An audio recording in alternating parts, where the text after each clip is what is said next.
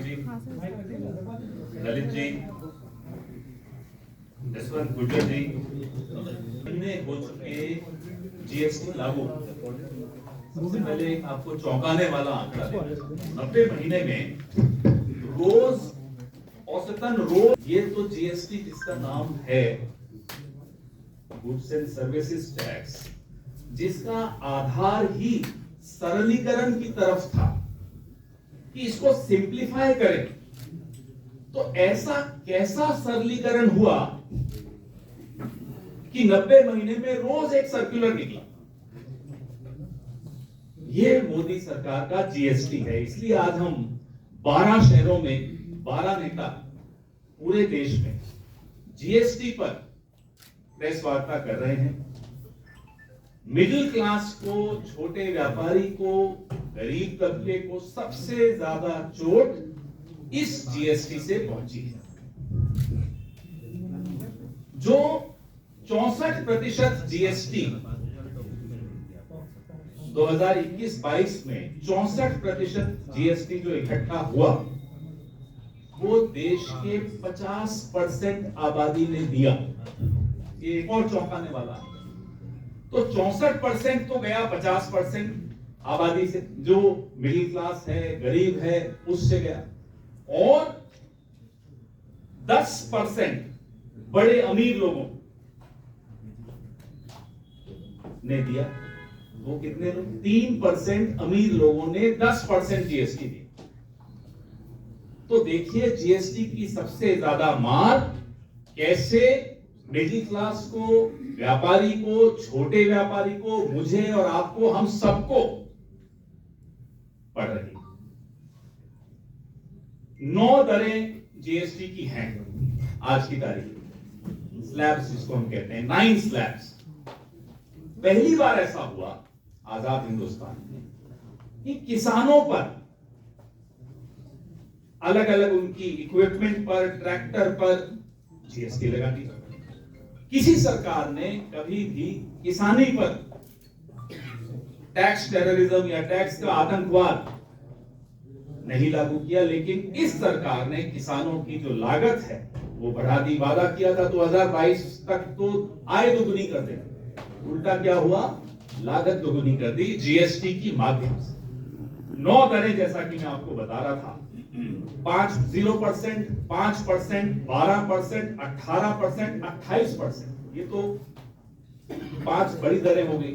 फिर 0.25% एक और दर, फिर 3% की एक और दर, स्पेशल कैटेगरी, और फिर कुछ ऐसे कॉम्पोजिशन स्कीम में 1.5%, 6%, अलग अलग इतनी दरें आपने बना दी। फिर आप कहते हो कि आप सरलीकरण की दिशा में जीएसटी लागू कर रहे हैं।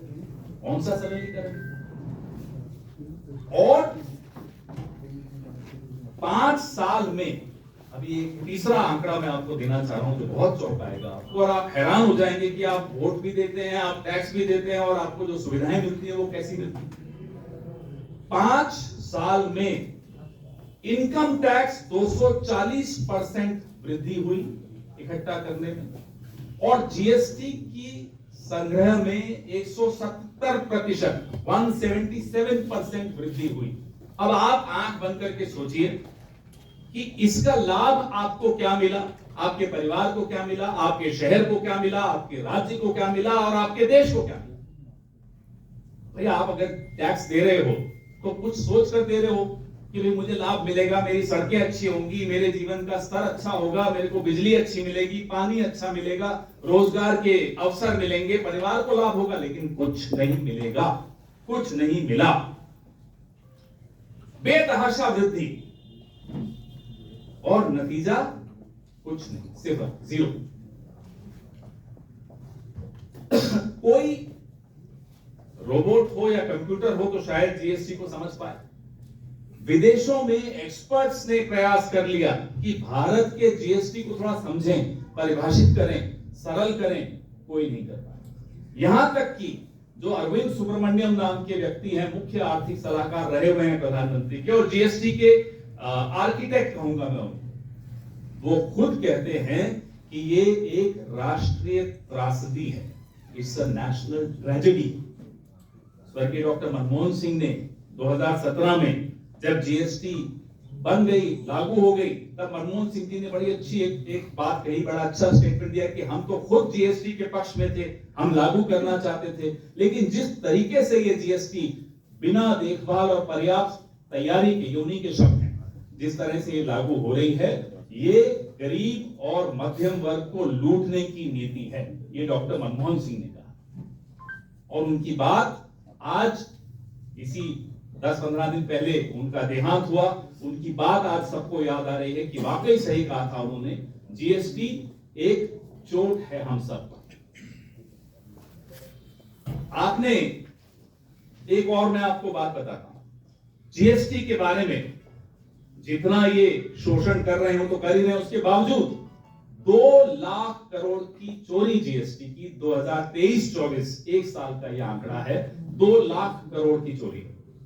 और 2023-24 इससे पहले 22-23 में 1 लाख करोड़ की चोरी, तो उससे दुगनी एक साल में डबल हो चोरी।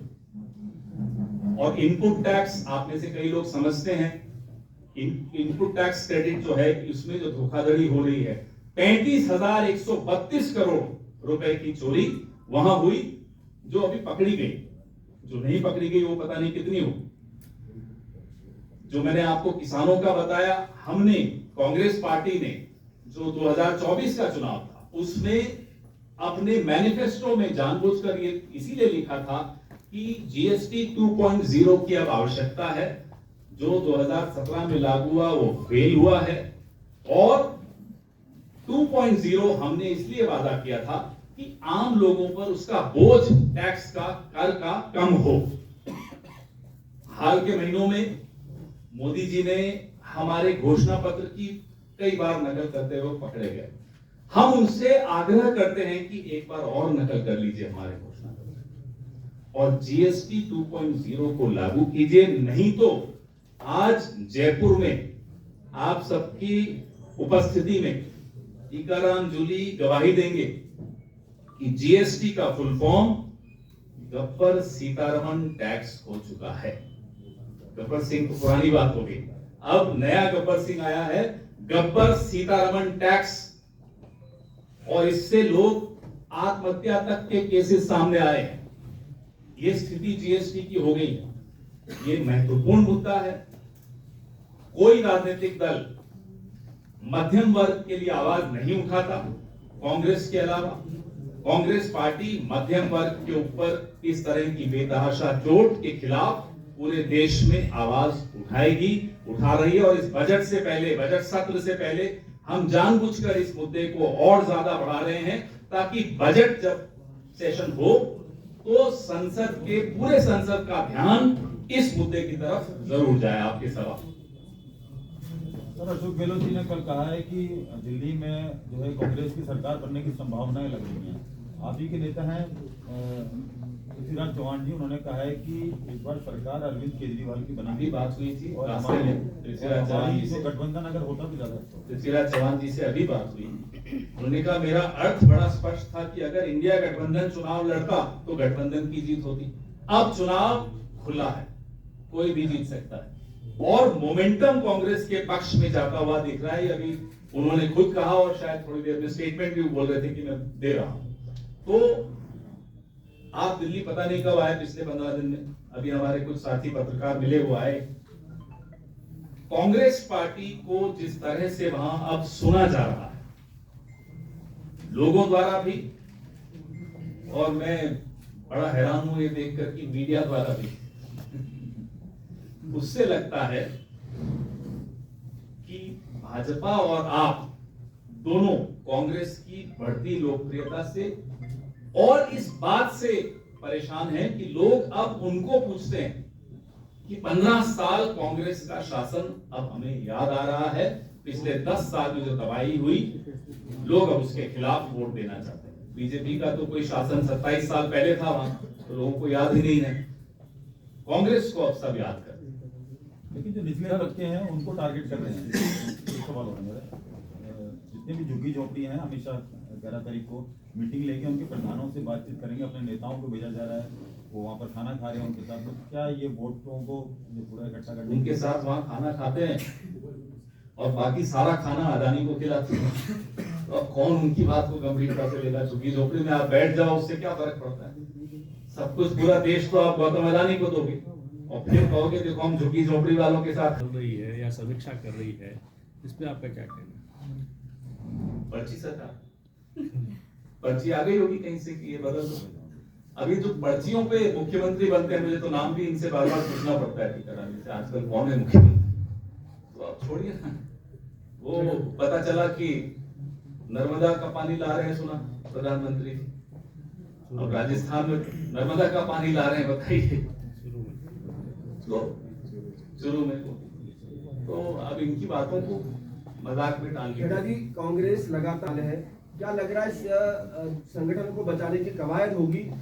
क्योंकि कांग्रेस लगातार चुनाव हारी, तो आगे क्या रणनीति रहने वाली है? कांग्रेस संगठन मजबूत किस तरह से होगा या फिर यही सिलसिला रहेगा? हिमाचल, तेलंगाना, कर्नाटका, झारखंड, जम्मू कश्मीर, पिछले 2 साल का मैं रिजल्ट बता रहा हूँ, ये लगातार हार रही है। मेरे को इस बात पर थोड़ी आपत्ति। हार जीत अलग चीज होती है और संगठन को मजबूत करने की कवायद कोई ऐसा नहीं होता कि आज शुरू हुई और कल खत्म हो गई। ये भी लगातार चलती रहती है। एक जीवित पार्टी है, एक जीवंत पार्टी है, उसमें लोग आते हैं, नए विचार, और एक राजमहल बना है दिल्ली में। आपने राजमहल के विषय में नहीं पूछा, ये भी मेरे को अभी समझ में आ रहा है धीरे धीरे। वो राजमहल जो प्रधानमंत्री जी ने अपने लिए बनाया है, वो भी देखते बनेगा। अगर आपको या हमें कभी मौका मिले जाने का, वो मौका मिलेगा नहीं, ना मुझे ना आपको, लेकिन सुनते हैं कि करोड़ों करोड़ों करोड़ों रुपए का वो एक राज भवन बना है, वहां राजमहल बना है। और शीश महल के विषय में तो आप लोग देख ही रहे। जयपुर के मामले को स्किप कर गए आप, वसुंधरा जी वाला जो मैंने पूछा मुझे मालूम नहीं जिस मामले में, तो उसमें तो टीकाराम नहीं बता पाएंगे। मालूम कीजिएगा आप इस मामले में। जी जरूर करो जी। मीडिया विभाग को देखता हूँ तो उसमें मेरी भी जिम्मेदारी है कि मेरे को क्या बदलाव करना है। वो तो खड़गे जी से तो वो तो नहीं बोलेंगे, मुझे ही करना होगा। तो राष्ट्रीय अध्यक्ष ने हम सबको आह्वान